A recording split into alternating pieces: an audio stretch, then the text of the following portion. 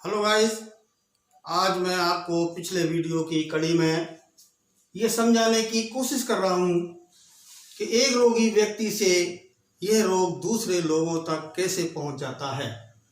जैसा कि चित्र में मैंने दिखाया है कि एक रोगी व्यक्ति जब खांसता है या छींकता है तो इसके मुंह से लाखों वायरस बाहर निकलते हैं बूंदों की शक्ल में, जो लगभग 1 मीटर दूरी तक बिखर जाते हैं।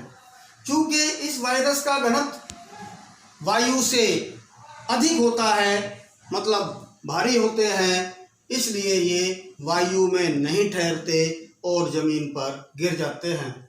अगर ये हवा में ठहरते, इनका घनत्व, इनका वजन वायु के बराबर होता तो शायद ये लॉकडाउन हमारे किसी काम का नहीं होता। ये हवा के अंदर मौजूद रहता और अब तक करोड़ों लोगों की मृत्यु हो चुकी होती। चूंकि घनत्व अधिक होने के कारण ये वायु में न ठहरकर नीचे जमीन पर गिर जाता है। इस जमीन पर जो जो चीजें पाई जाती हैं, टेबल है, कुर्सी है, बाल्टी है, नल है या अन्य कोई साधन वस्तुएं हैं, नोट है, एटीएम है, बहुत सारी अनेकों चीजें हैं जिन पर ये वायरस ठहर जाता है।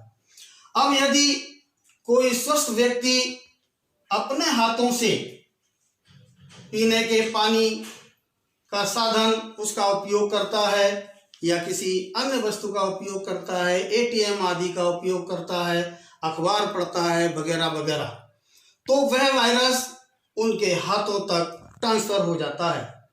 और यह व्यक्ति जब दूसरे व्यक्ति के संपर्क में आता है तो ये खुद संक्रमित होकर दूसरे व्यक्ति को भी संक्रमित कर देता है। ये दूसरा तीसरे के संपर्क में चला जाता है और तीसरा व्यक्ति जिन जिन लोगों के संपर्क में आता है उन सभी में ये रोग ट्रांसफर हो जाता है, जिससे अनेकों लोग इस रोग से पीड़ित हो जाते हैं। तो हमें कैसे बचना है, इस वायरस से हमको कैसे दूर रहना है, इसके लिए हमें कुछ सावधानियों का ध्यान रखना पड़ेगा। लोगों यानी जितने भी लोग हैं जो बाहर रहते हैं, अजनबी हैं, उनसे हमें दूरी बनाए रखनी होगी तथा सरकारी निर्देशों का पालन करना होगा। जमीन पर पड़ी किसी वस्तु या किसी साधन का अगर उपयोग करते हैं तो उसके उपयोग करने के बाद हमें साबुन से हाथ जरूर धोना पड़ेंगे और फिर उसके बाद ही अपने हाथों से शरीर को छुएंगे।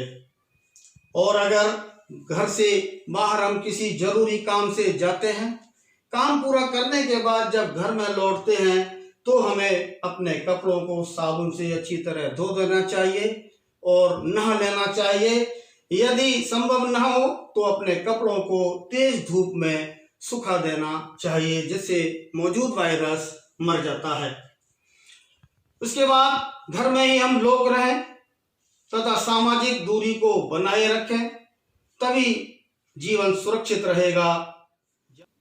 जान है तो जहान है, अन्यथा कब्रिस्तान या शमशान है। हमें जीवन बचाना है, हमें अपने भारत को बचाना है, अपनी सुरक्षा स्वयं करनी है। जय हिंद, जय भारत।